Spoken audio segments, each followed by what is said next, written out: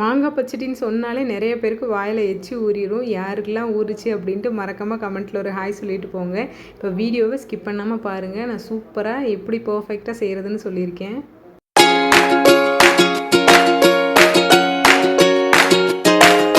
First மாங்காய் எடுத்துக்கிறலாங்க. நான் வந்துட்டு நல்லா ஓரளவுக்கு ரொம்ப காயாகவும் இல்லை, ரொம்ப பழமாகவும் இல்லை, மீடியமாக இருக்கிற மாதிரி மாங்காய் எடுத்திருக்கேன். ரொம்ப காயாக இருந்தாலும் நல்லா தான் இருக்கும் மாங்காய் பச்சடி செய்கிறதுக்கு. இப்போ அதை வந்து கட் பண்ணிக்கலாம். தோலோடே கட் பண்ணிக்கோங்க. முக்கியமாக ரொம்ப ஸ்லைஸாக ரொம்ப குட்டி குட்டியாக கட் பண்ணிடாதீங்க. கொஞ்சம் இந்த மாதிரி இருக்கணும் பாருங்கள், இந்த அளவுக்கு திக்னஸ் இருக்கணும். இப்போ அதை வந்துட்டு வீடியோவை இடையில கட் ஆகிருச்சுங்க. ஃபஸ்ட்டு மாங்காவை பாத்திரத்தில் சேர்த்துட்டு கரெக்டாக ஈக்குவலாக தண்ணி ஊற்றிக்கோங்க. தண்ணி ஊற்றி மூடி போட்டு மூடிட்டிங்க அப்படின்னா நல்லா இந்த மாதிரி கொதிச்சிருச்சு அப்படின்னாலே மாங்காய் வெந்திருக்கும். லைட்டாக எடுத்து பாருங்கள், நல்லா மசிஞ்சு வந்திருக்கும். ரொம்ப போட்டு மிக்ஸ் பண்ணிக்கிட்டுலாம் இருக்காதீங்க. இப்போ இதுக்கப்புறமேட்டு வெல்லம் சேர்த்துக்கிறலாம். இப்போ சுவையில் ஃபஸ்ட்டு சுவை புளிப்பு வந்தாச்சு, அடுத்து இனிப்பு சுவை வந்தாச்சு. இதில் தாங்க மொத்தம் 4 சுவை அடங்கியிருக்கும். நான் வந்துட்டு வெல்லம் வந்துட்டு ஃபஸ்ட்டு அரை கப்பு சேர்த்துருக்கேன். மாங்காய் பச்சடிக்கு வந்துட்டு எல்லாத்துக்குமே வந்துட்டு ஒரே அளவு இனிப்பு போட முடியாது. ஏன்னா ஒரு சில மாங்காய் வந்துட்டு புளிப்பாக இருக்கும், ஒரு சில மாங்காய் வந்து ரொம்ப இனிப்பாக இருக்கும். அதனால் நம்மளோட டேஸ்ட்டுக்கு தகுந்தாப்பில் சேர்த்துக்கோங்க. நான் ஃபஸ்ட்டு அரை கப்பு சேர்த்துருந்தேன். டேஸ்ட் பண்ணி பார்த்தேன், இன்னும் கொஞ்சம் கம்மியாக இருந்துச்சு. அதனால் அடுத்து ஒரு அரை கப்பு சேர்த்துருக்கேன். உங்களுக்கு டேஸ்ட் பண்ணி பார்த்துட்டு உங்களுக்கு இனிப்பு போதும் அப்படின்னா ஸ்டாப் பண்ணிக்கோங்க. இப்போ லைட்டாக கொதிக்க ஆரம்பித்தோன்னே மிளகாத்தூள் சேர்த்துருக்கேன். லைட்டாக மட்டும் சேர்த்துக்கோங்க, ரொம்ப அதிகமாக சேர்த்துறாதீங்க. நம்ம மஞ்சத்தூள்லாம் போடுவோம்ல, அந்த மாதிரி ரொம்ப கம்மியாக, ஒரு 1/4 டீஸ்பூனுக்கு கம்மியாகவே போட்டுக்கோங்க.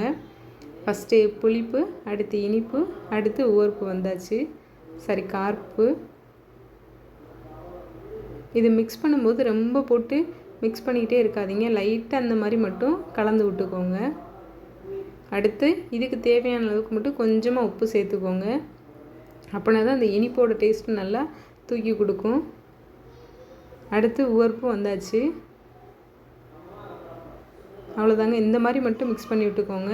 இப்போ ரொம்ப தண்ணியாக இருக்குல்ல, இது இந்த வெல்லம் வந்து நல்லா கரைஞ்சி நல்லா கொதித்து நம்மளுக்கு வந்து நல்லா கெட்டியாக இருக்கும். அதனால் நல்லா கொதிக்க விட்டுருங்க. அடுப்பு சிம்மிலே வச்சு நல்லா கொதிக்க விட்டுருங்க. கிண்டிலாம் விடாதீங்க. பாருங்கள், இப்போ வந்து நல்லா திக்னஸ் ஆயிடுச்சு. இந்த மாதிரி இருக்கும்போதே ஆஃப் பண்ணிடுங்க. அப்படின்னா தான் ஆறுனதுக்கப்புறமேட்டும் கரெக்டாக இருக்கும். நீங்கள் இன்னும் கொதிக்க வச்சு எடுத்துட்டிங்க அப்படின்னா சாப்பிட்றப்ப ரொம்ப கெட்டியாயிரும். இப்போ இதை வந்து தனியாக எடுத்து வச்சுட்டு தாளிப்பு போட்டுடலாம். பாத்திரம் வச்சு கொஞ்சமாக எண்ணெய் சேர்த்துட்டு, எண்ணெய் நல்லா காஞ்சோடனே கடுகு உளுந்தம் பருப்பு, அதோட கருவேப்பிலை, ஒன்றுலையும் பாதியாக வந்து காஞ்ச மிளகாய் சேர்த்துருக்கேன். இப்போ நம்ம ஃபஸ்ட்டு எடுத்து வச்சுருக்கோம்ல மாங்காய் பச்சடி, அதை வந்து சேர்த்துக்கோங்க. தாளிப்பில் பாத்திரம் சேர்த்துக்கோங்க, இதனால் கையில் தெறிக்கும். இப்போ பாருங்கள், சூப்பராக நல்ல தலை கொதிக்குதில்ல. இதை பார்த்தாலே நிறைய பேருக்கு எச்சி ஊறிடுங்க. யாருக்கெல்லாம் மாங்காய் பச்சடி ஃபேவரெட்டுன்னு மறக்காமல் கமெண்ட்டில் சொல்லிட்டு போங்க.